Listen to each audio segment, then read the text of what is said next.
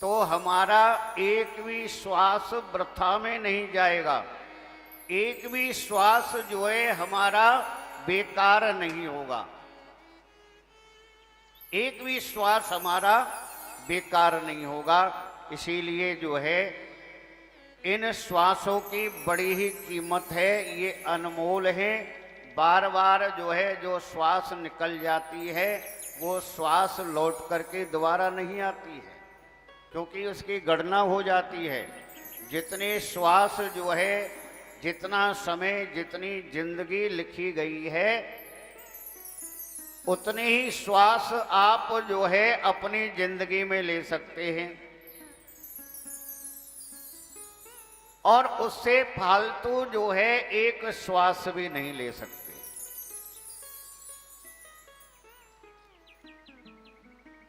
काशी में एक ब्राह्मण था, बड़ा ही विद्वान ब्राह्मण था, तो उनके कोई संतान नहीं थी। तो बड़े परेशान होकर के दोनों पति पत्नी ने निश्चित किया कि हम जो है भगवान शंकर की आराधना करेंगे, भगवान शिव की तपस्या करेंगे।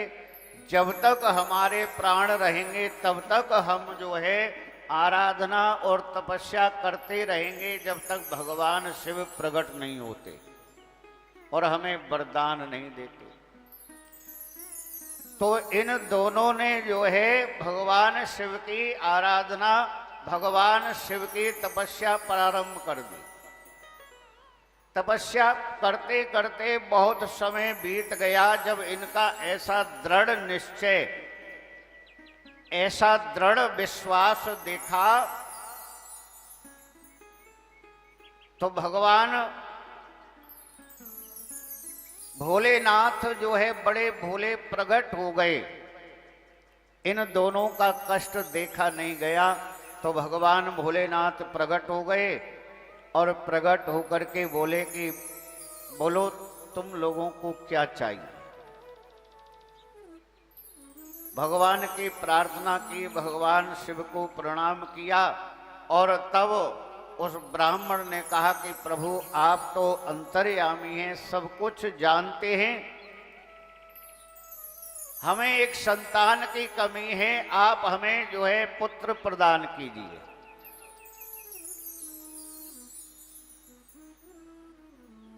भगवान शिव ने कहा कि देखो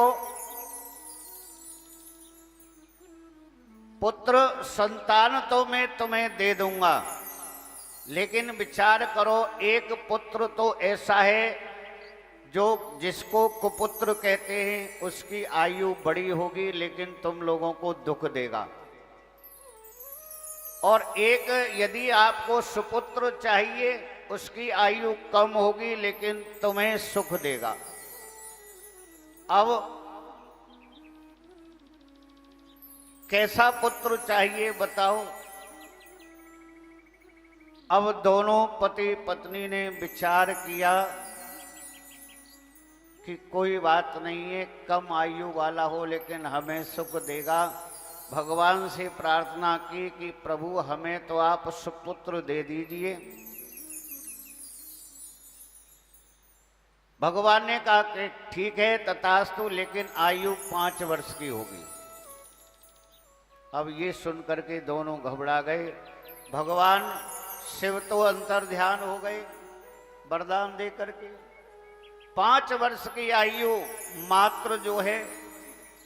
अब प्रसन्नता भी है मन के अंदर और दुखी भी हैं दोनों, क्योंकि उनको पता है जब जीवन के बारे में पता चल जाता है कि इतनी आयु हमारी शेष है तो दुख भी रहता है। 1 वर्ष का बालक हो गया, 2 वर्ष का हो गया, लेकिन मन के अंदर जो है उनके ये था कि 5 वर्ष की आयु है और 5 वर्ष के बाद में जो है इसकी मृत्यु हो जाएगी। जब वो बालक 4 वर्ष का हो गया तो उनको चिंता सताने लगी कि मात्र 1 वर्ष बाकी रह गया है, क्या करे। अब जो है एक संत के पास गए बालक को लेकर के, और संत से जाकर के निवेदन किया कि महाराज आप कोई उपाय बताएं।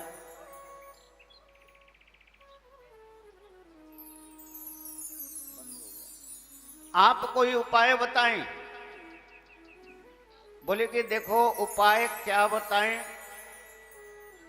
जब 1 वर्ष की आयु शेष रह गई है तो इसमें कोई क्या कर सकता है। लेकिन एक बात मैं बताता हूं कि कोई ऐसा जो है सच्चा संत, कोई सत संत, उसका आशीर्वाद मिल जाए तो कुछ हो सकता है। कि महाराज वो कैसे जो है मिलेगा। बोले एक काम करो, आज से तुम प्रण करो कि जो भी प्राणी हो, संत हो, महात्मा हो, इस बालक से जो है सबको प्रणाम करवाओ। अब उस ब्राह्मण ने क्या किया कि गंगा जी के किनारे पर अपनी एक झोपड़ी डाल ली और उस बालक को लेकर के वहीं पर रहने लगा। वहां से स्त्री पुरुष संत महात्मा कोई भी निकले, वो बालक जो है सबको प्रणाम करता था, सबको प्रणाम करता था। 1 वर्ष भी जो है व्यतीत होने वाला है। अब 3 दिन रह गए उसकी आयु में। अब वहां से सप्त ऋषि भ्रमण करते हुए निकल रहे थे। सप्त ऋषियों को जब उस बालक ने प्रणाम किया तो सप्त ऋषियों ने आशीर्वाद दिया कि चिरंजीव भवतु, चिरंजीव भवतु, चिरंजीव भवतु। उस बालक का जो पिता वहीं खड़ा हुआ, उसकी आंखों में आंसू आ गए, रोने लग गया। सप्त ऋषियों ने कहा कि भाई क्या बात है, तुम क्यों दुखी हो, क्यों रो रहे हो। बोले कि प्रभु मुझे प्रसन्नता भी है कि आप लोगों का आशीर्वाद मिला, लेकिन आपने जो आशीर्वाद दिया है वो निरर्थक है। बोले नहीं, तुम जानते नहीं हो, हम सप्त ऋषि हैं और हमारा आशीर्वाद निरर्थक नहीं जाएगा। ब्राह्मण ने कहा कि भगवान आपने चिरंजीव होने का आशीर्वाद दिया है, लेकिन इस बालक की आयु मात्र 3 दिन की है, 3 दिन की आयु है। अब तो सप्त ऋषि जो है बड़े सोच में पड़ गए। बोले कि ये क्या हो गया, हमारा तो जो है आशीर्वाद वृथा में जाएगा, ऐसा नहीं हो सकता। अब आपस में विचार करने के बाद में ब्राह्मण से बोले कि एक काम करो, तुम ये अपना बालक हमारे साथ भेजो, हमें दे दो। ब्राह्मण ने कहा कि ठीक है भगवान, आप ले जाओ, क्योंकि 3 दिन के बाद में जब इसकी मृत्यु होगी तो मुझसे नहीं देखा जाएगा, आप ले जाओ। अब सप्त ऋषि जो है बोले कि हमारा तो वचन झूठा हो जाएगा, हमारा आशीर्वाद झूठा हो जाएगा और ये नहीं होना चाहिए। उस बालक को लेकर के सप्त ऋषि जो है ब्रह्मा जी के पास में पहुंच गए। ब्रह्मा जी को जाकर के जब प्रणाम किया और उस बालक से भी प्रणाम करवाया ब्रह्मा जी को, तो ब्रह्मा जी ने भी उस बालक को चिरंजीव होने का आशीर्वाद दे दिया। ब्रह्मा जी ने भी। अब तो सप्त ऋषि जो है आपस में हंसने लगे, मुस्कुराने लगे और सोचने लगे कि चलो हमारे सर से बला टल गई। ब्रह्मा जी ने देखा, बोले कि क्या बात है, क्या मीटिंग हो रही है तुम लोगों में। बोले कि कुछ नहीं। बोले कुछ बात तो है। बोले कि पितामह बात इतनी सी है, देखो इस बालक की जो आयु है केवल 2 दिन की रह गई है और आपने इसको चिरंजीव होने का आशीर्वाद दे दिया। बोले ऐसा कैसे हो सकता है? बोले कि हम हंस इसलिए रहे थे क्योंकि हमने भी आशीर्वाद दे दिया था तो पहले हम फंस गए, अब प्रभु आप फंस गए, हमारे सर से बला टल गई। क्योंकि लोग कहते सप्त ऋषि झूठे हैं, अब हम कह देंगे ब्रह्मा जी झूठे हैं। भाई इन्होंने भी तो आशीर्वाद दिया है। अब ब्रह्मा जी बोले कि बात तो ठीक है, आशीर्वाद तो दे दिया चिरंजीव भवतु, लेकिन क्या करें भाई, इसका तो कोई समाधान होना चाहिए। बोले एक काम करते हैं कि भावी मेट सकै त्रिपुरारी, भगवान शंकर के पास चलते हैं इस बालक को लेकर के। सप्त ऋषि ब्रह्मा जी उस बालक को लेकर के भगवान शंकर के पास पहुंचे। ब्रह्मा जी ने प्रणाम किया, सप्त ऋषियों ने प्रणाम किया, उस बालक ने जब प्रणाम किया तो शंकर भगवान ने भी चिरंजीव भवतु उस बालक को आशीर्वाद दे दिया। अब जो है ब्रह्मा जी भी मुस्कुरा गए, सप्त ऋषि भी मुस्कुरा गए, बोले कि अब कोई टेंशन की बात नहीं है, अब तो इन्होंने भी आशीर्वाद दे दिया। शंकर भगवान बोले ब्रह्मा जी से, क्या बात है, आप लोग क्यों मुस्कुरा रहे हो? बोले कि प्रभु इस बालक की आयु 1 दिन की रह गई है और आपने चिरंजीव भवतु का आशीर्वाद दे दिया।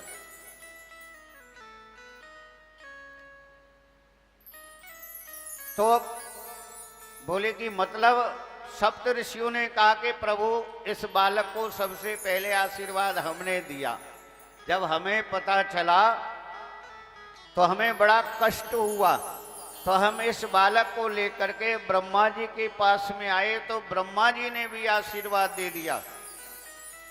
अब जो है ब्रह्मा जी फंस गए, तो हम और ब्रह्मा जी दोनों मिलकर के जो है इस बालक को आपके पास लाए। अब आपने भी आशीर्वाद दे दिया प्रभु, अब तो आप फंस गए। बोले कि ये बालक है कौन, कहाँ का है ये बालक?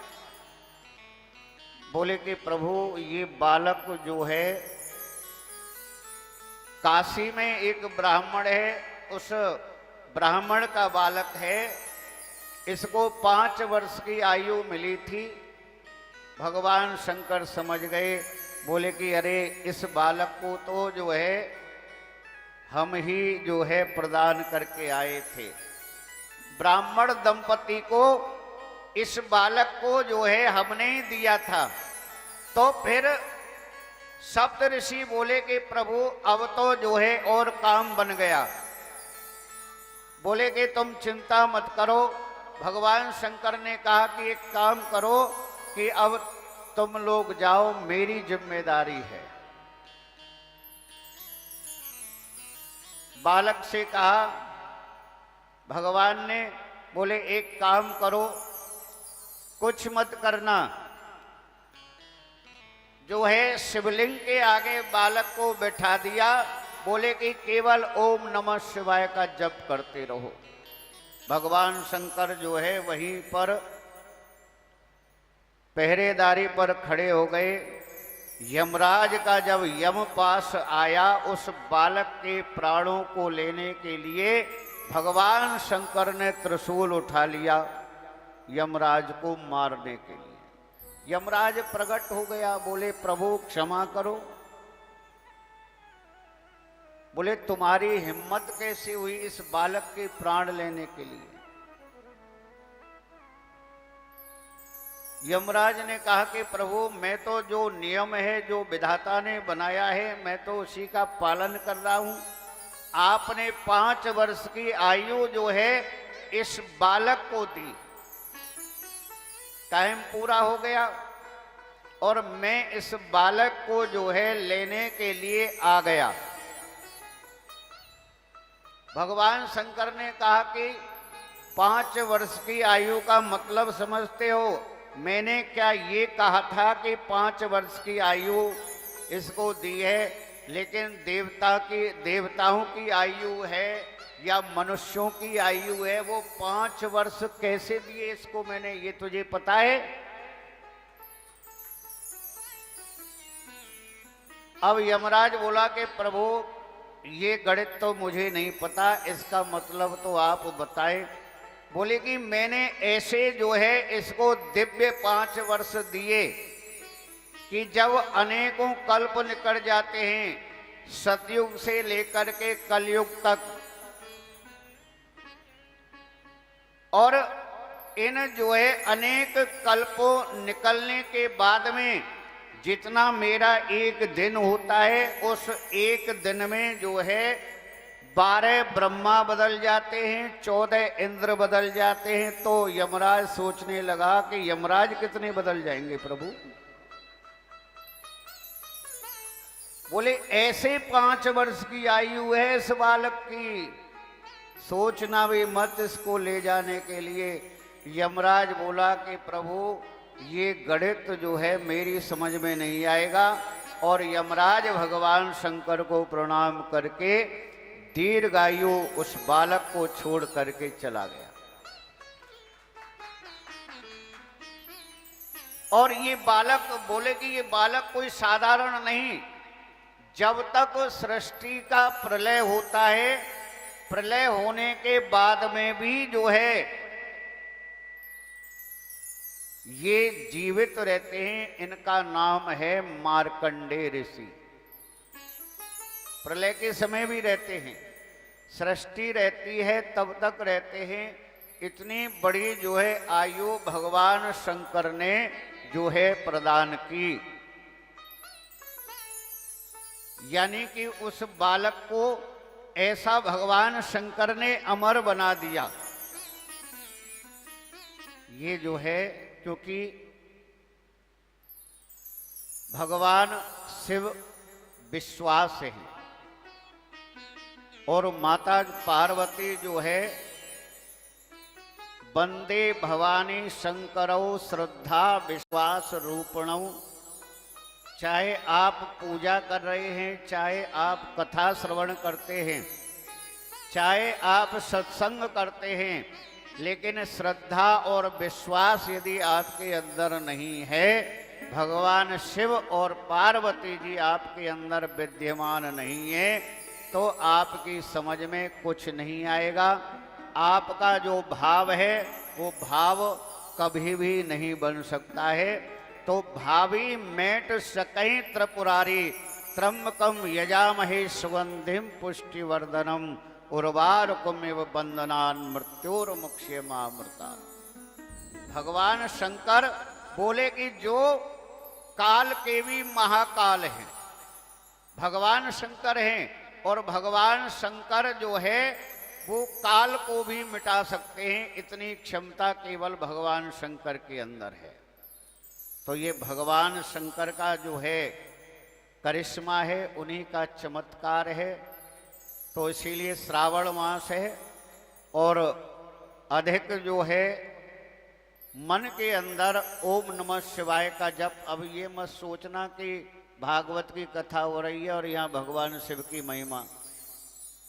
यदि आपके मन के अंदर ये भी बात आ गई ना, तो भगवान कृष्ण भी जो है आपकी भक्ति स्वीकार नहीं करेंगे, क्योंकि आपस में जो है भगवान राम के उपासक, भगवान कृष्ण के उपासक कौन है?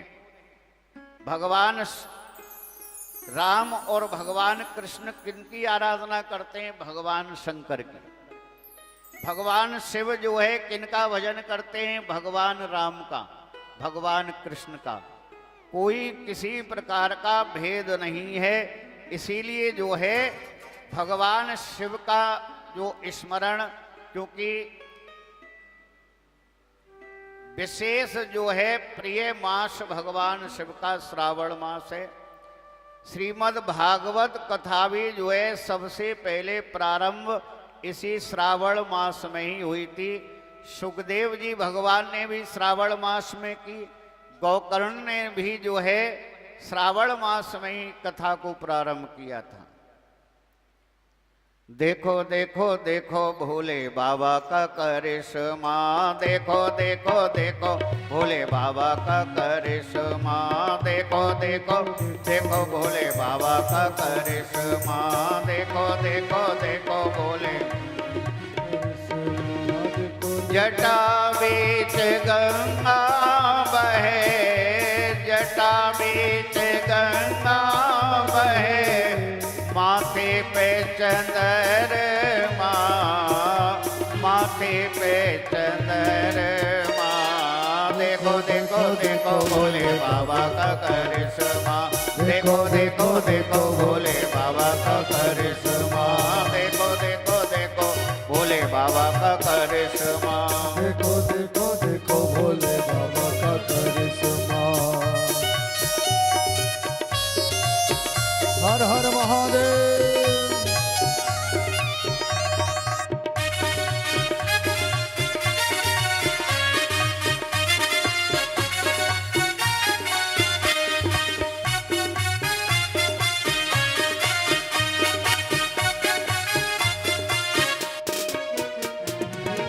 महिमा शिव की है अपार, लोगों इसको जान लो।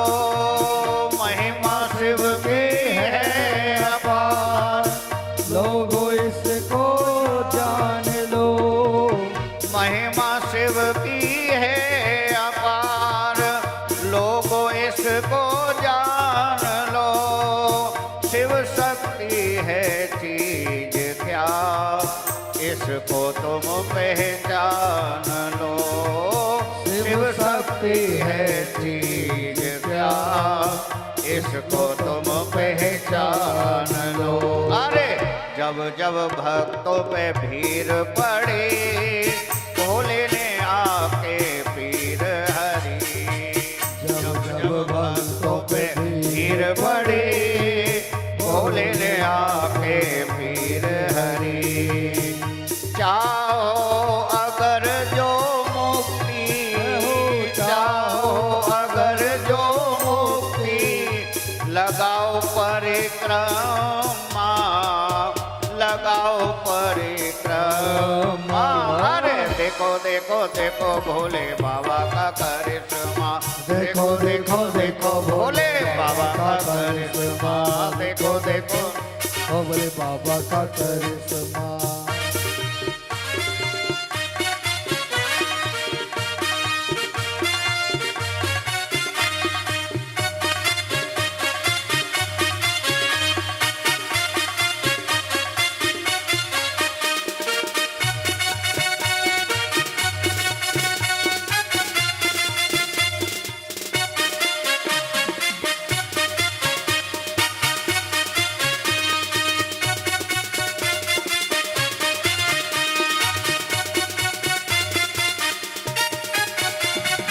शिव शंकर से ना बड़ा दानी कोई दूजा।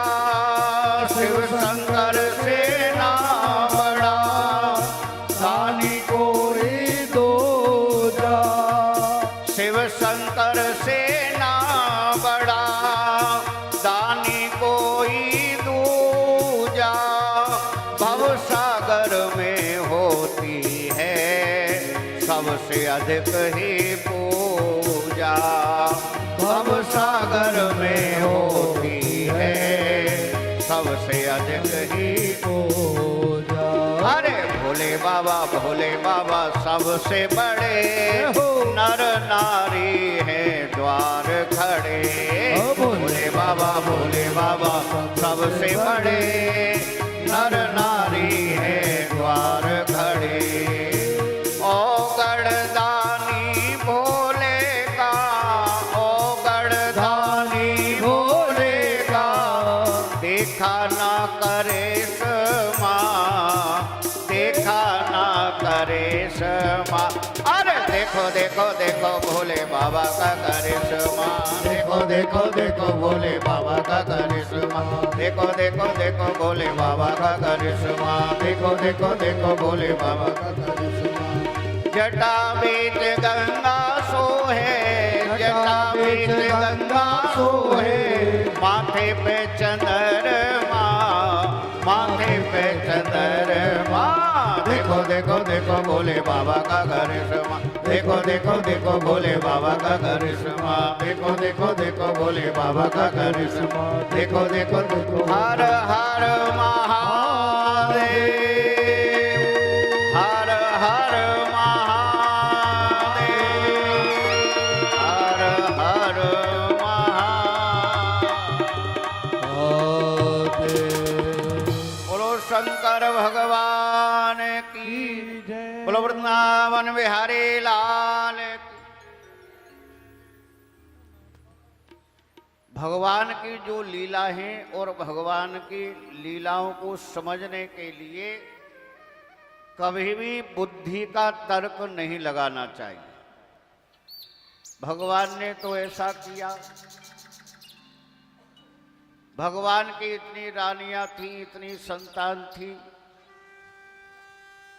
क्योंकि परब्रह्म परमात्मा सत चित्त आनंद स्वरूप हमारे जो हृदय के अंदर परमात्मा का जो वास है,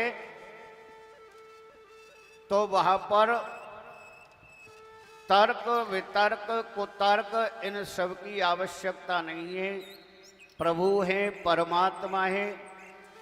जब बड़े बड़े विज्ञानी, बड़े बड़े ज्ञानी, बड़े बड़े ज्योतिषी, बड़े बड़े संत महात्मा ऋषि इस महिमा को नहीं समझ पाए, तो आप जो है विचार करें कि हम लोग कैसे समझ सकते हैं। हमारी इतनी बड़ी बुद्धि नहीं है। जिस समय महाराज दशरथ की मृत्यु हुई थी और भरत जी जब ननिहाल से वापस आए थे, तो भरत जी ने बहुत अच्छा प्रश्न किया गुरु जी से, वशिष्ठ जी महाराज से। कहा कि गुरुदेव, आप तो त्रिकालदर्शी हैं, भूत भविष्य और वर्तमान तीनों कालों के बारे में आप जानते हैं, और फिर भी ये घटना घट गई, फिर भी घटना घट गई। जब आपने भगवान श्री राम का राज्य अभिषेक का मुहूर्त निकाला, तो उनको वनवास हो गया प्रातःकाल होते ही। आपको पता नहीं था कि राम जी का वनवास होगा। और जब राम जी वनवास चले गए, तो महाराज दशरथ जी की मृत्यु हो गई। ये आपको पता था, तो आप प्रभु श्री राम को वनवास जाने से रोक सकते थे। यदि आप रोक लेते तो महाराज की मृत्यु नहीं होती। जब ऐसे प्रश्न भरत जी ने किए वशिष्ठ जी से, तो वशिष्ठ जी की आंखों में आंसू आ गए। बोले कि भरत, तुम्हारी बात सही है, मुझे सब पता है, मैं सब जानता हूं, लेकिन तुम्हें एक बात पता नहीं है कि इस सृष्टि की जो रचना है, जो रचनाकार है, वो मैं नहीं हूं, विधाता है। उन्होंने सृष्टि की रचना की है, और जो सृष्टि की रचना की है उसमें मेरा किसी प्रकार हस्तक्षेप नहीं कर सकता, मैं हस्तक्षेप नहीं कर सकता। तो बड़े ही विवश होकर के, बड़े ही पराधीन होकर के महाराज वशिष्ठ जी ने जवाब दिया था कि सुनो भरत भावी प्रबल, बिलक कहूं मुनि नाथ, हानि लाभ जीवन मरण, यश अपजस विधि हाथ। विधाता के हाथ में है जन्म लेना, मृत्यु का होना, यश अपजस, लाभ हानि, जीवन मरण, ये सब विधाता के हाथ में है, मेरे हाथ में नहीं है। जब मेरे हाथ में कोई चीज है ही नहीं, तो मैं रोक कैसे सकता हूं।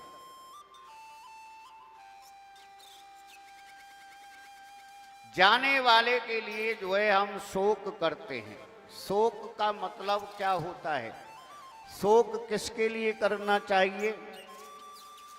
जो नराधम है, सोचई विप्र जो वेद विहीना, तज निज विषय रस ले लीना।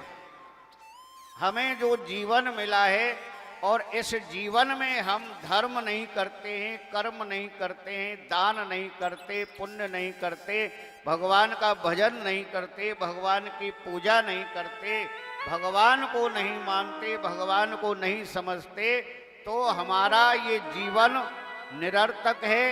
इस प्रकार के व्यक्ति की यदि मृत्यु हो जाती है तो उसके लिए शोक करना चाहिए कि इस प्राणी का क्या होगा। ये जो है वशिष्ठ जी ने समझाया।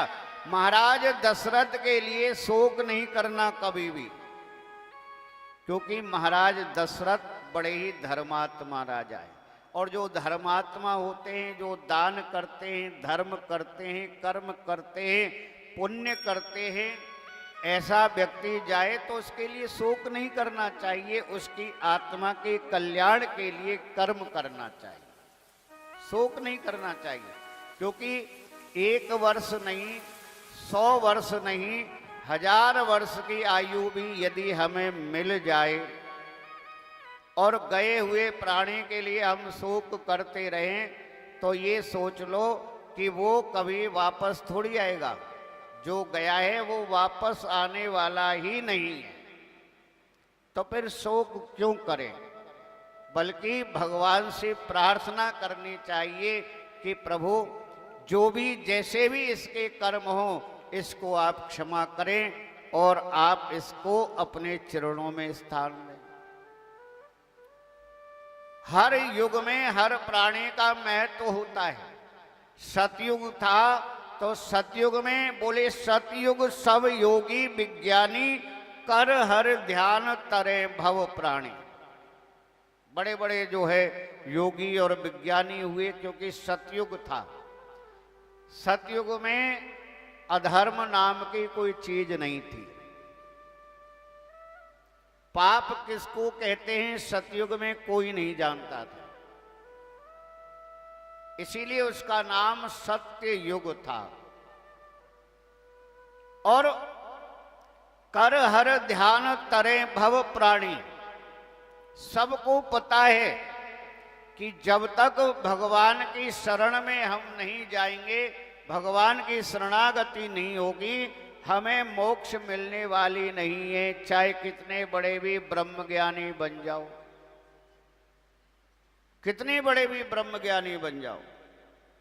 ब्रह्म ज्ञान होने से मोक्ष का कोई मतलब नहीं होता है।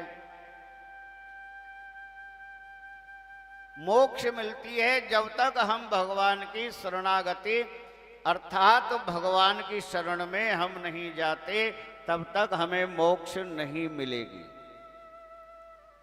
ये सतयुग के प्राणियों की सोच थी और मोक्ष को प्राप्त करते थे। सतयुग के बाद में जो है त्रेता युग आया, तो त्रेता युग में भगवान के अनेकों अवतार हुए। भगवान श्री राम का प्रादुर्भाव हुआ त्रेता के अंत में। जब भगवान श्री राम का प्रादुर्भाव हुआ तो त्रेता विविध यज्ञ नर करही, प्रभु समर्प कर्म भव तरही। त्रेता में बड़े बड़े राजा महाराजा चक्रवर्ती सम्राट हुए। कैसे कैसे राजा हुए? और ये नियम था पहले कि जो राजा 100 अश्वमेध यज्ञ पूर्ण कर देता था उसको इंद्र का सिंहासन मिल जाता था।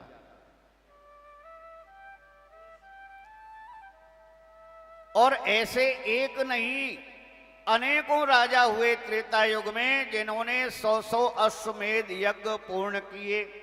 क्या वो इंद्र बने? उनको इंद्र का सिंहासन मिला? नहीं लिया, उन्होंने नहीं लिया। क्यों नहीं लिया? क्योंकि उन्होंने अपनी बुद्धि से सोचा कि हम आज इंद्र बन जाते हैं, उसके बाद में क्या होगा? बोले कि जितने समय तक हम इंद्र रहेंगे, जितना हमारा पुण्य है, जितना हमारा धर्म है, और जब हमारा धर्म और जब हमारा पुण्य समाप्त हो जाएगा तो उसके बाद हमें इस मृत्यु लोक में आना ही पड़ेगा, जन्म लेना ही पड़ेगा। तो भैया ऐसे इंद्र के पद को प्राप्त करके हम क्या करेंगे? हमें नहीं चाहिए। तो इसीलिए बोले कि त्रेता विविध यज्ञ नर करही, प्रभु समर्प कर्म भव तरही। भगवान से प्रार्थना की, भगवान से प्रार्थना करते थे कि प्रभु हमें ना इंद्र का पद चाहिए, ना हमें ब्रह्मलोक चाहिए, ना हमें स्वर्गलोक की कामना है।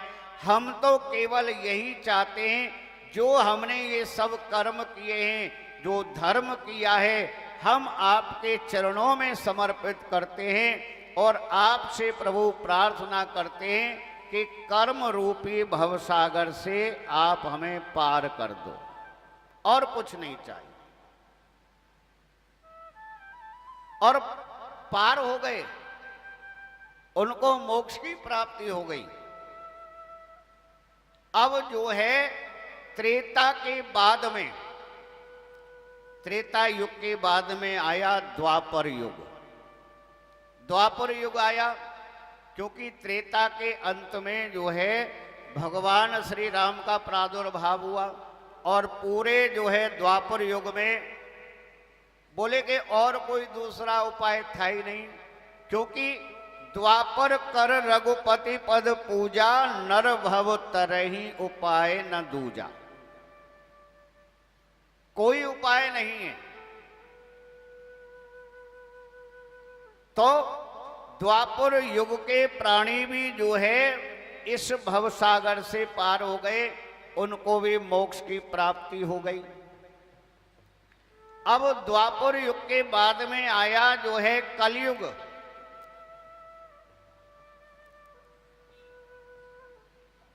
कलयुग केवल नाम आधारा, सुमिर सुमिर नर उतरे ही पारा। क्योंकि कलयुग में भगवान के नाम का आधार है, ये तो सब जानते हैं। अब हम गोस्वामी महाराज ने जो है ये भी लिखा है रामायण में कि भाव को भाव अनक आलसहु, नाम जपत मंगल दिस दसहु। आप भगवान का नाम भाव से लो, कुभाव से लो, शत्रुता से लो, मित्रता से लो, सखा भाव से लो, कैसे भी लो, भगवान का नाम जो है मंगलदायक है। आपका मंगल ही होगा, अमंगल कभी भी नहीं होगा। ये तो बात ठीक है। लेकिन कलयुग केवल नाम आधारा, सुमिर सुमिर नर उतरे ही पारा। भगवान का जो है नाम स्मरण करने से क्या हम जो कर्म करते हैं वो हमारे कर्म फल समाप्त हो जाएंगे? और क्या हम इस प्रकार से भगवान का नाम लेते हैं जो हम कर्म बंधनों से मुक्त हो जाएं? क्योंकि कलयुग केवल नाम आधारा, हम भगवान का जो नाम लेते हैं, लेकिन जो शब्द और इन शब्दों का जो भेद है, उन भेदों को हम नहीं समझ पाते कि शब्द क्या कहते हैं। शब्द कहते हैं कि कलयुग केवल नाम आधारा, यानी भगवान का जब हम नाम लेते हैं, नाम जप करते हैं, नाम स्मरण करते हैं, माला करते हैं, तो उसका जो है कोई आधार होना चाहिए। ऐसे नहीं, भगवान का जो है हम नाम ले रहे हैं, हमारा मन कहीं जा रहा है, हमारी बुद्धि कहीं जा रही है, नाम ले रहे हैं, लेकिन हमारे मन के अंदर कुछ चल रहा है। हम जो है हमारी बुद्धि कुछ और सोच रही है। ऐसे भगवान का नाम नहीं लिया जाता। इसीलिए जो है महाराज गोस्वामी जी, तुलसीदास जी महाराज ने कहा कि देखो भगवान के नाम का आधार कैसा होना चाहिए? एक घड़ी आदि घड़ी आधी में पुण्य आद, और तुलसी संगत साध के हरे कोटि अपराध। कोट विप्र बद लागे जाहु, आए शरण तजो नहीं ताहु। सन्मुख होए जीव मो जबहि, जन्म कोट अग नासै तबहि। कोई जो है शब्द झूठा नहीं है, शब्दों का मतलब झूठा नहीं है। आज भी वही बात है, एक बार भगवान का नाम लेने से कोट विप्र बद लागई जाहु। कोटि माने करोड़, इतने जो है विप्र, विप्र माने इतने ब्राह्मणों का जिसने वध कर दिया हो, और एक बार जो है अपने उसी साधना के साथ तुलसी संगत साध के हरे कोटि अपराध। जब हम भगवान का नाम स्मरण कर रहे हैं, भगवान का जब हम नाम जप कर रहे हैं, तो ऐसा भगवान का नाम होना चाहिए, ऐसी साधना होनी चाहिए कि आत्मा और परमात्मा के मध्य में तीसरा कोई होना ही नहीं चाहिए। और जब ऐसा हो जाएगा तो आपका एक बार भगवान का नाम लेना ही सफल हो जाएगा। एक बार,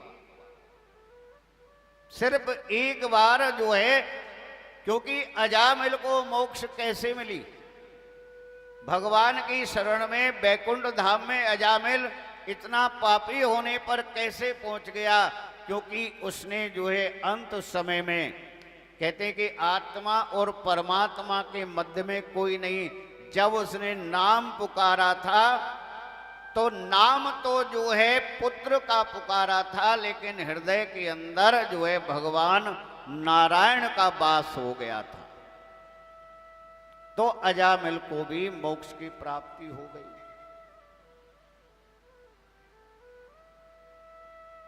श्रीमद् भागवत कथा जो है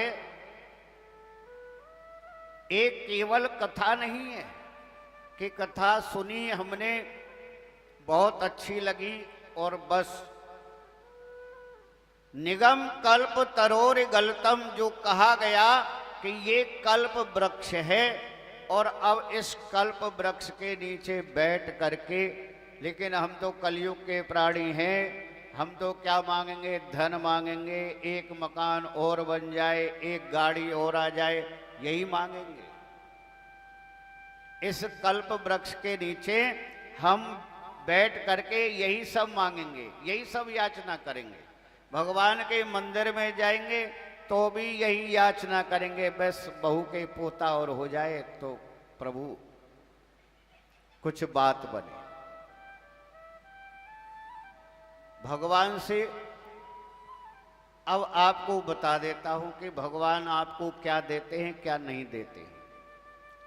पहली बात तो ये है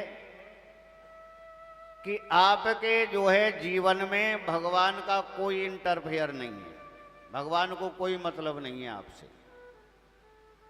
अब आप कहेंगे क्यों, ऐसा क्यों? हम तो भगवान की भक्ति करते हैं। अच्छी बात है, भगवान की भक्ति क्यों की जाती है?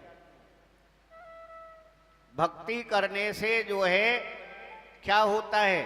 भक्ति करने से, भगवान का नाम लेने से, भगवान का भजन करने से हम जो है, ये नहीं कि हमें कोई संसार के साधनों की प्राप्ति होती है।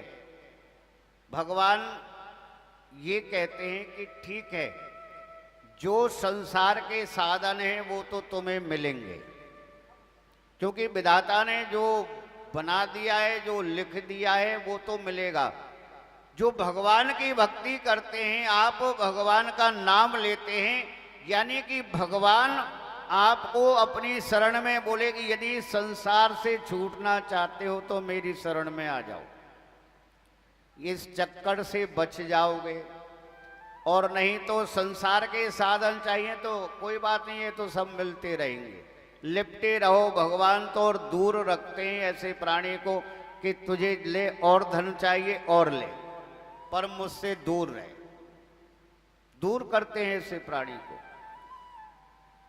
भगवान का, केवल भगवान का ये कार्य है, जो भगवान का भजन करते हैं, भगवान की भक्ति करते हैं, नाम जप करते हैं, उस प्राणी के ऊपर भगवान की कृपा होती है और धीरे धीरे करके वो प्राणी भगवान की शरणागति प्राप्त करता है। और जब उसको भगवान की शरणागति संपूर्णता से प्राप्त हो जाती है तो फिर जो है आवागमन से भी वो प्राणी मुक्त हो जाता है। ये भगवान का कार्य है। अब हर काम में जो है, जैसे हम कोई भी पूजा करते हैं या कोई भी कार्य करते हैं कि बस, अब देखो बताता हूं, सावन का महीना चल रहा है, बेलपत्र कहाँ चढ़ाई जाती है? भगवान शंकर पे। ध्यान से सुनना, आप सब लोग पूजा करते हैं। त्रिदलम त्रिगुणाकारम त्रिनेत्रम च त्रिदायुधम त्रिजन्म पाप संगारम बिल्व पत्रम शिवा अर्पणम मस्तु। मैं नहीं कह रहा हूं, ये श्लोक कह रहा है। लेकिन गणेश जी पे भी चढ़ाएंगे, पार्वती जी पे भी चढ़ाएंगे, कार्तिकेय जी पे भी चढ़ाएंगे, हनुमान जी पे भी चढ़ाएंगे, सब जगह बेलपत्र चढ़ाएंगे। ये क्या मतलब है? यानी यदि एक ने चढ़ा दी ना तो ये भी तो चढ़ा के गई, अभी मैं भी चढ़ा देती हूं। मतलब पता नहीं करना है, बस देख लिया भेड़ चाल। यानी कि एक ने चढ़ा दी, एक ने कर दिया तो सबने कर दिया। फिर जो है जिसके यहाँ जैसा कर्म होता है वो छोड़ो, दूसरे आकर के उसको राय देंगे, ऐसे नहीं ऐसा करो, हमारे तो ऐसे होता है। अरे भाई तुम्हारे होता है तो उसको क्यों राय दे रहे हो? वो तो वैसे करेगा ना जैसे उसका होता है। नहीं, अपनी राय जरूर देंगे, नहीं नहीं ऐसे मत करो, इसको ऐसा करो।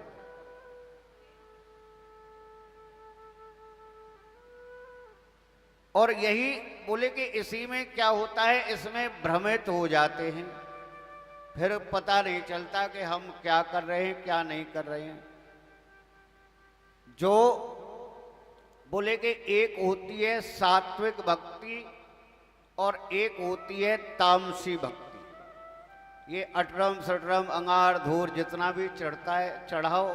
किसी ने कह दिया, आजकल ट्रेंड चल रहा है व्हाट्सएप, फेसबुक, यूट्यूब, ये चढ़ाओ तुम्हें ये मिलेगा, लक्ष्मी की प्राप्ति के लिए ये करो, फलाना करना है तो ये करो, दुश्मन के नाश के लिए ये करो।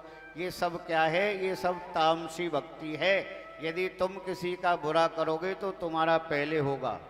सात्विकी भक्ति करो, भाव से करो, जो फल इत्यादि पूजा में जो है वही बस एकदम सात्विकी भक्ति करो। और भगवान जो है उसे सात्विक भक्ति को ग्रहण करते हैं, तामसी भक्ति को ग्रहण नहीं करते। भोले बाबा तो भोले हैं, बोले बेटा कुछ भी चढ़ा जा तू, कोई बात नहीं, मैं अपने आप देख लूंगा।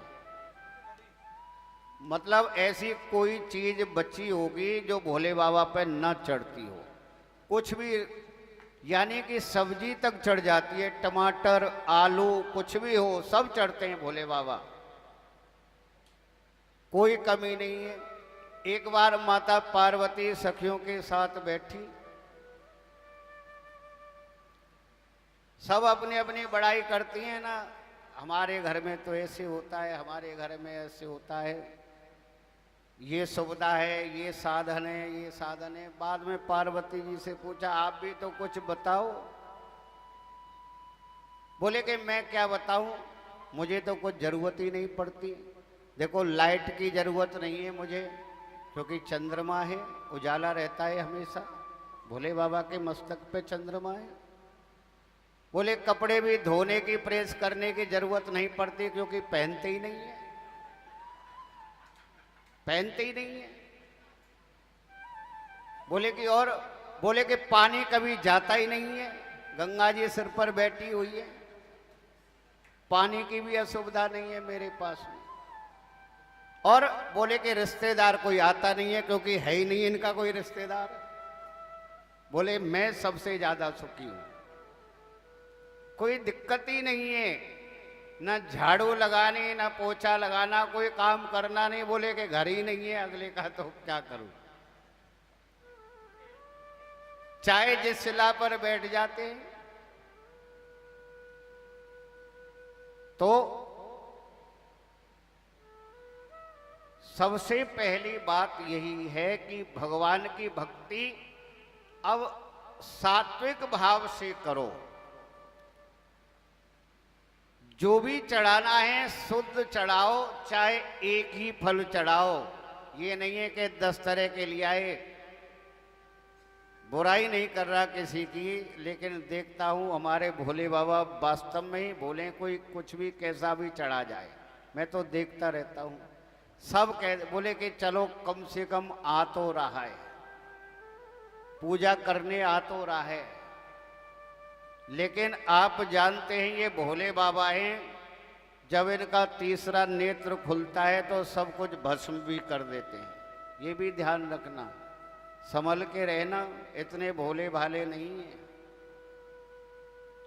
भस्म ही सब कुछ हो जाता है, एक क्षण नहीं लगता।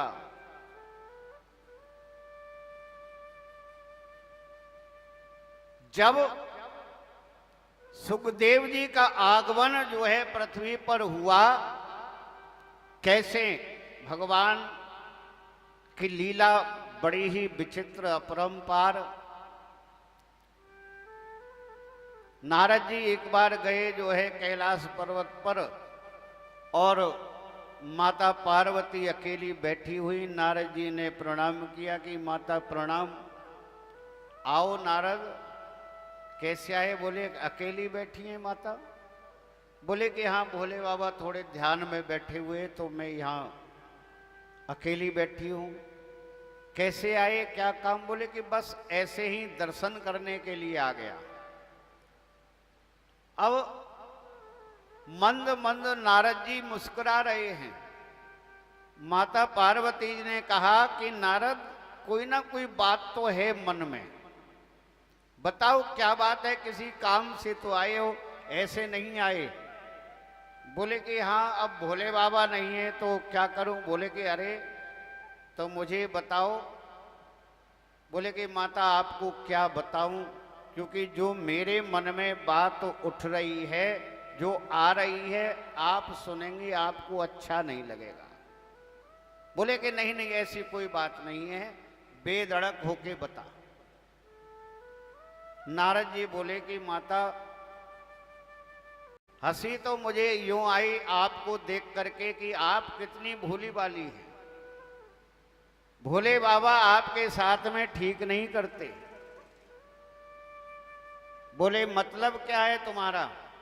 बोले कि मतलब ये है कि आप विचार करो माता कि जब भी यानी कि शरीर छोड़ना पड़ता है, आपको ही छोड़ना पड़ता है। आपने कभी सुना कि भोले बाबा ने शरीर छोड़ दिया? जब भी जन्म लेना पड़ता है, आपको लेना पड़ता है। भोले बाबा ने कभी जन्म लिया आज तक? हर बार जो है आपको ही शरीर त्यागना पड़ता है। बोले कि ये तो बात सही है। बोले कि बस माता यही बात मेरे दिमाग में थी, मैंने कह दी, मैं चलता हूं। नारायण नारायण कहते हुए चले गए। अब जब ध्यान से निकल के जब भोले बाबा आए तो पार्वती जी की तरफ देखा तो पूछने लगे कि क्या बात है, कोई आया था क्या यहाँ पे? पार्वती जी ने कहा कि आपको क्या मतलब है? बोले कि नहीं बताओ तो सही, तुम्हारा ऐसे जो है ये मुख क्यों उतरा हुआ है, क्या बात हो गई? कौन आया था यहाँ पे? बोले कि जो भी आया हो आप मेरे प्रश्न का उत्तर दीजिए पहले। बोले क्या प्रश्न है? बोले यही प्रश्न है प्रभु, आप एक बात बताओ कि हर बार जो है मुझे ही जन्म लेना पड़ता है, हर बार मुझे ही शरीर छोड़ना पड़ता है, आपके साथ में क्यों नहीं होता ऐसा? आप मेरे साथ में ही ऐसा क्यों करते हैं?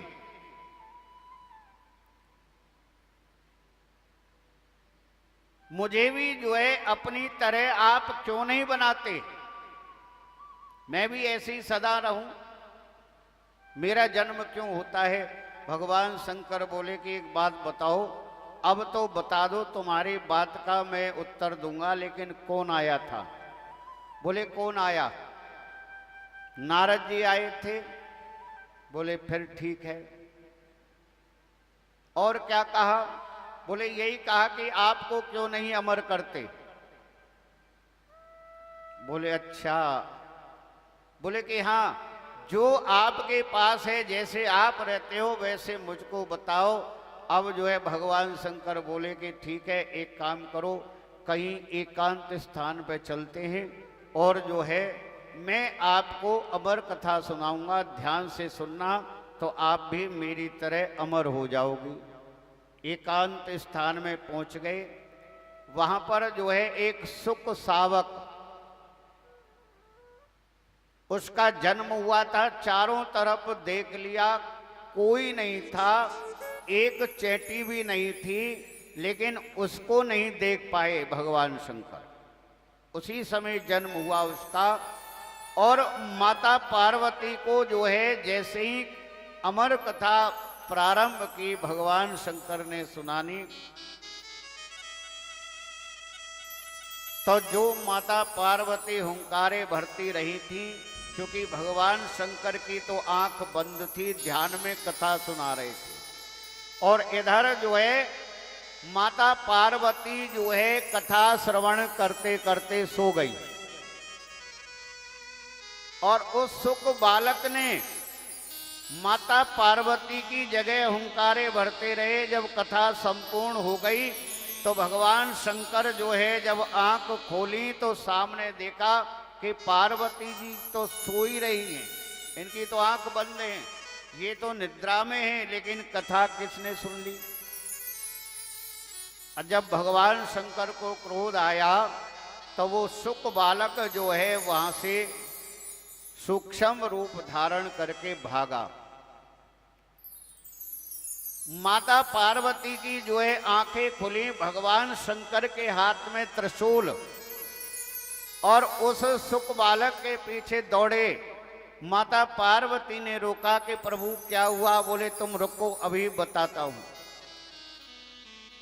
वो जो है सुक बालक कहाँ पहुंचा? व्यास जी के आश्रम में पहुंचा। व्यास जी के आश्रम में जो व्यास पत्नी जैसे जमाई लेती है ना, नींद आती है, तो ऐसे मुख खोल करके जमाई ले रही थी। वो सुक बालक उनके मुख के अंदर प्रवेश करके उदर में चला गया। जब हाथ में त्रिशूल लेकर के क्रोध करते हुए व्यास जी के आश्रम में प्रवेश किया भगवान शंकर ने, तो व्यास जी ध्यान में बैठे थे, निद्रा खुल गई, उनका ध्यान खुल गया। तुरंत सामने भगवान शंकर को देखा, प्रणाम किया, बोले कि प्रभु आप यहाँ पर? भगवान शंकर ने कहा कि व्यास जी तुम्हारे आश्रम में मेरा एक चोर घुस आया है। व्यास जी ने कहा कि प्रभु आपका जो है कौन चोर हो सकता है, और आपसे कोई क्या चुराएगा? क्या चुरा के लाएगा? भूत प्रेतों को लाएगा कि जो आपके शरीर में जो आपके इतने अच्छे अच्छे आभूषण पहन रखे हैं नागों के, इनको चुरा कर लाएगा कोई? क्या चुरा लिया आपका? बोले कि उसने अमर कथा सुन ली, अब मैं जो है उसको छोड़ूंगा नहीं, उसको प्राण दंड दूंगा। व्यास जी बोले प्रभु क्षमा करना, लेकिन अब आप उसको नहीं मार सकते, क्योंकि और कोई सुनाता तो मैं मान लेता, लेकिन स्वयं आपने अपनी अमर कथा सुनाई, और आपकी अमर कथा को सुन करके प्राणी अमर हो जाता है, और आप ही उसको असत्य बनाओगे। यानी कि उसने अमर कथा यदि सुन ली तो वो तो अमर हो गया, अब आप उसको नहीं मार सकते। इसीलिए प्रभु कृपा कीजिए। भगवान शंकर त्रिशूल को नीचे किया, वापस आ गए। इधर जो है जब व्यास जी ने देखा अपनी दिव्य दृष्टि से तो समझ गए।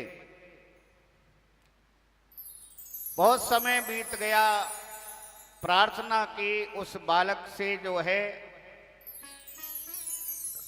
कि पुत्र तुम बाहर आ जाओ।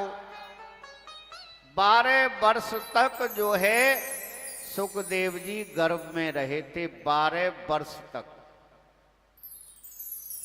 12 वर्ष तक।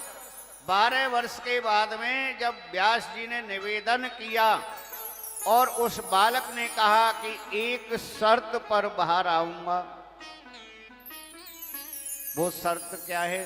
वो शर्त यह है कि देखो, संसार में जो है जो माया है, उस माया का मेरे ऊपर कोई प्रभाव नहीं होना चाहिए। यदि ये वरदान देते हो तो मैं बाहर आता हूं, नहीं तो मैं नहीं आऊंगा। व्यास जी ने कहा कि ठीक है भाई, तुम्हें वरदान दे दिया, माया तुमको परेशान नहीं करेगी, तुम एकदम योगी रहोगे, लेकिन तुम बाहर आ जाओ। और जैसे ही जो है सुखदेव जी बाहर आए, बोले सुखदेव भगवान की। जन्म लेते ही ऐसे ब्रह्म ज्ञानी जन्म लेते ही जो है आश्रम से चल दिए। व्यास जी जो है पीछे पीछे और सुखदेव जी आगे आगे आवाज लगा रहे हैं, व्यास जी पुत्र रुक जा, रुक जा। लेकिन जो है बिना पीछे देखे और सुखदेव जी जा रहे हैं आगे आगे। अरे पुत्र, अभी तो जो है तुमको मैंने ढंग से देखा भी नहीं, कुछ पूछना चाहता हूं, कुछ मैं तुम्हें अध्ययन कराना चाहता हूं। लेकिन सुखदेव जी जो है चले जा रहे हैं। कुछ देवांगनाएं आगे जो है सरोवर में स्नान कर रही थी, वस्त्र उतार करके। वहां से सुखदेव जी निकल गए और जैसे ही उन्होंने देखा कि व्यास जी आ रहे हैं पीछे पीछे, वो तुरंत जल से बाहर निकली और सबने जो है अपने अपने वस्त्र अपने तन पे ढक लिए। व्यास जी को बड़ा आश्चर्य हुआ। अब व्यास जी ने उनसे प्रश्न किया, बोले कि एक बात बताओ। अरे मैं तो जो है एक बूढ़ा आदमी हूं, मेरा क्या है, लेकिन मुझसे तो जो है मेरा पुत्र जवान है जो अभी यहां से निकल के गया है, उसको देख करके तो तुमने ऐसा कर्म नहीं किया, अपने जो है वस्त्रों को तन पे नहीं ढका, और मुझे देखते ही इसका क्या मतलब है? तो उन देवांगनाओं ने, उन स्त्रियों ने जवाब दिया व्यास जी को कि व्यास जी आप संसारी हैं, आप गृहस्थी हैं, स्त्री और पुरुष का भेद आप जानते हैं, लेकिन आपका पुत्र नहीं जानता। आपका पुत्र स्त्री और पुरुष का भेद नहीं जानता। उन स्त्रियों का भाव सुन करके और व्यास जी जो है अपने आश्रम पर लौट आए। ब्रोहे योगेश्वर कृष्ण ब्रह्मण्य धर्म वर्मणि।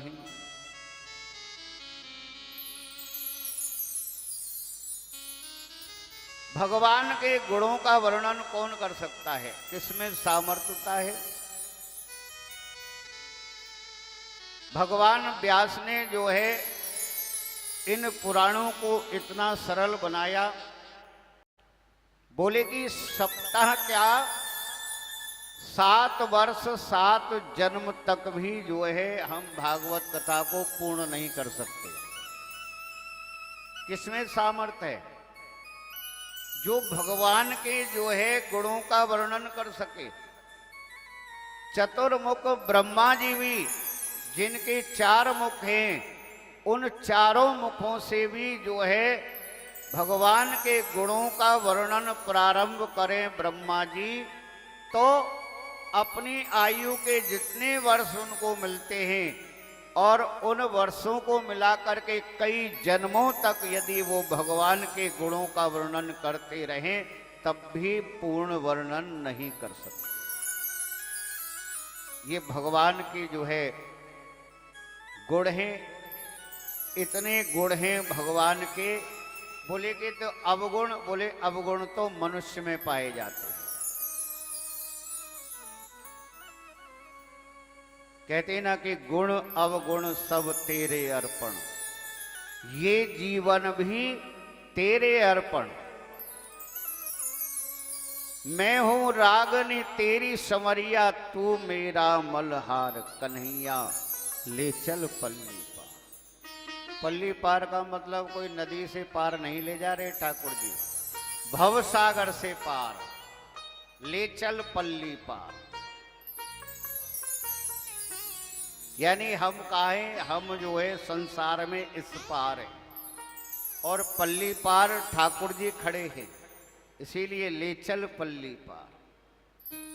भव सागर से जो है पार होना ही पल्ली पार है। पृथ्वी पर भगवान आते हैं,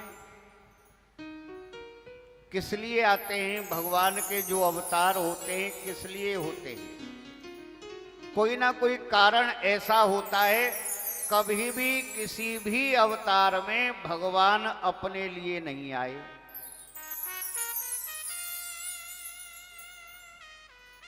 विप्र धैन सुर संत हित लीन मनोज अवतार।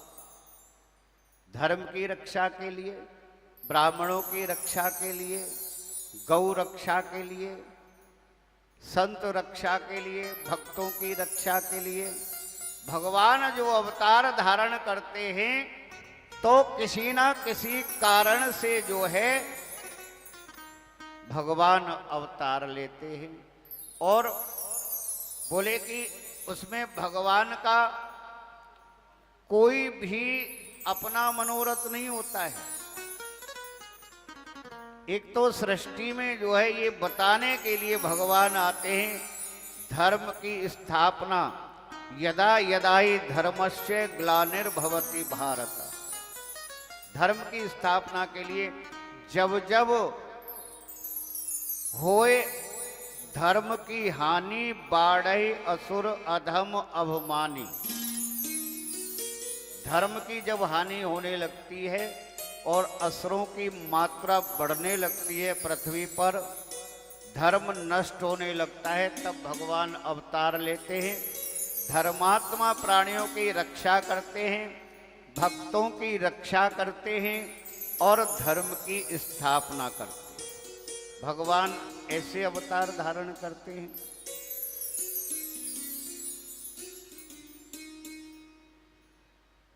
तो इन कारणों से भगवान का जो है अवतार होता है। भगवान ने जो है इस पृथ्वी को जल के ऊपर स्थापित किया।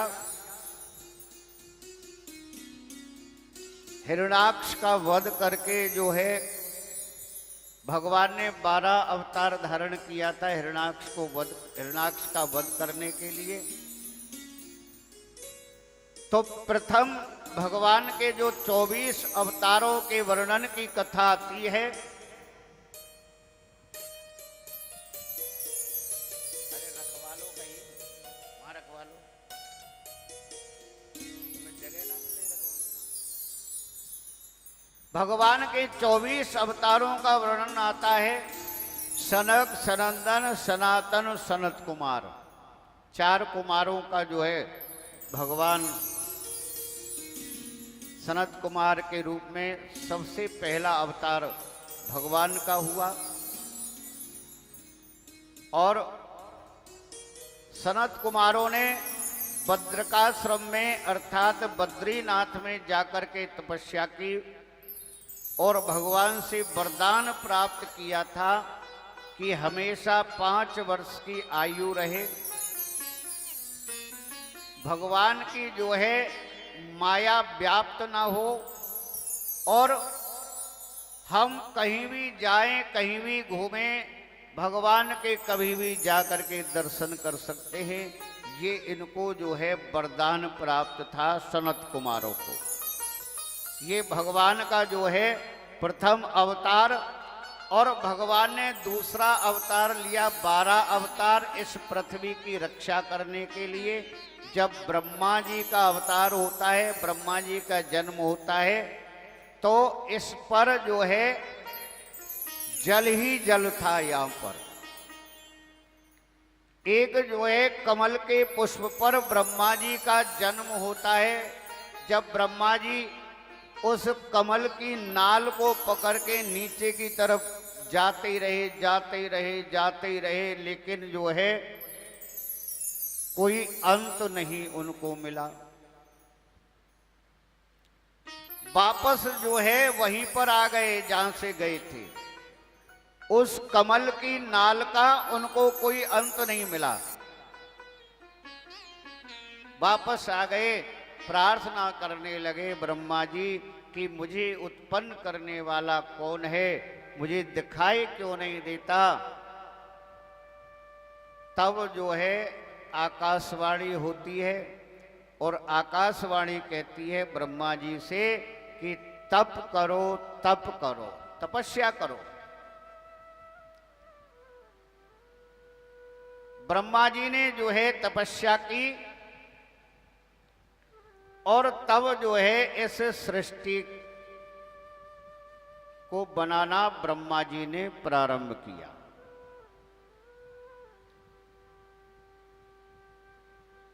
जब तपस्या पूर्ण हो गई, अब क्या करूं? बोले कि सृष्टि की उत्पत्ति करो। अब सृष्टि की उत्पत्ति कैसे हो? क्योंकि यहां तो जल ही जल था, ये पृथ्वी नहीं थी।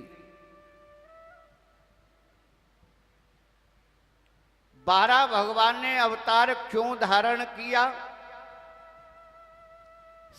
सनत कुमार आदि ऋषि एक बार भगवान के दर्शन करने के लिए वैकुंठ लोक में गए। द्वारपालों ने रोक लिया, आप नहीं जा सकते। बोले क्यों? भगवान अभी शयन कर रहे हैं। सनत कुमारों ने कहा कि देखो, भगवान के दर्शन करने के लिए कोई रोक नहीं सकता है। तुम लोगों की ऐसी दुर्बुद्धि, ऐसी तुम्हारी प्रवृत्ति, राक्षस प्रवृत्ति कहते हैं इसको, जो भगवान के दर्शन करने के लिए जो रोकता है किसी को। क्रोध आ गया सनत कुमारों को। जब क्रोध आया तो श्राप दिया उन द्वारपालों को कि तुम्हारी जो राक्षस प्रवृत्ति है, भगवान के दर्शन करने से रोकते हो, जाओ तुम राक्षस योनि में जाओ।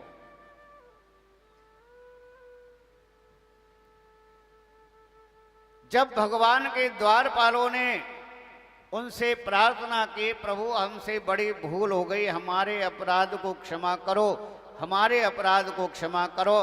बोले कि अब कुछ नहीं हो सकता और एक बार नहीं 3 बार जो है तुमको जन्म लेना पड़ेगा। बोले कि प्रभु वो तो ठीक है, लेकिन हमारा उद्धार कैसे होगा? बोले कि तुम्हारा उद्धार स्वयं भगवान ही करेंगे और किसी के हाथ से तुम मारे ही नहीं जाओगे।